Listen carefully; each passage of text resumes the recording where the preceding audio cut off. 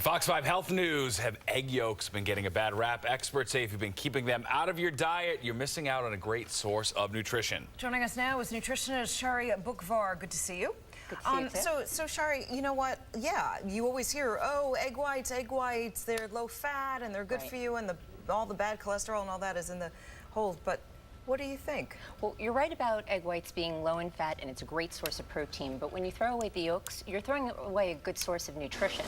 The yolks are also a good source of protein. It does, and actually fat gives you a feeling of satiety, a feeling of fullness. So it keeps you fuller longer, slows down the absorption of sugar and it's okay? carbs in the bloodstream. Yes, it's also an excellent source of choline, which is very good for brain health, very good for you. For everybody? Or? Well, okay, so here's the thing. Yes. So it is high in dietary cholesterol. However, we have found that dietary cholesterol does not affect our blood cholesterol that much, so you can have it. So here's the two things that I recommend to my clients. Number one is that variety is key. You don't want to be eating eggs every day because you're going to miss out on other nutrients.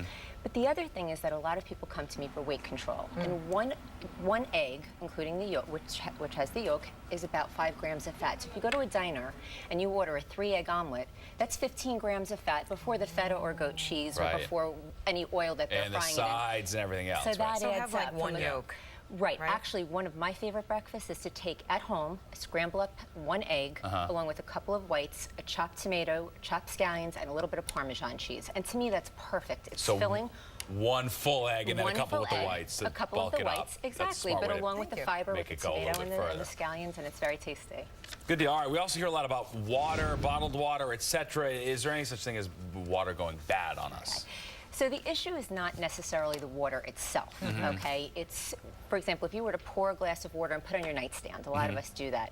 What happens is once you take a sip of that water, microorganisms can grow.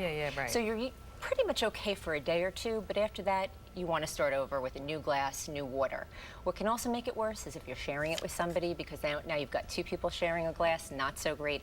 And then finally is how you handle that glass. So if you have, cleanliness is always important. So you need to wash your hands just like you would if you're preparing food, and not to touch the rim of your glass. And I got to throw a monkey wrench in this. Oh no, okay. So I don't have a glass of water by my nightstand, but I have a bottle of water. Is the bottle of water closed okay for a couple of days? Have you opened the bottle of water? Yes, I have opened a bottle of water. So if you've opened it and you've sipped from it, it's the same thing. So once you start to sip from water, even though it has a cap?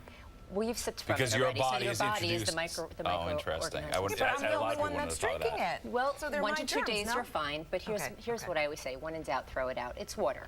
So it's the expensive. best thing to Bottled water is expensive. It is. Tap is free though.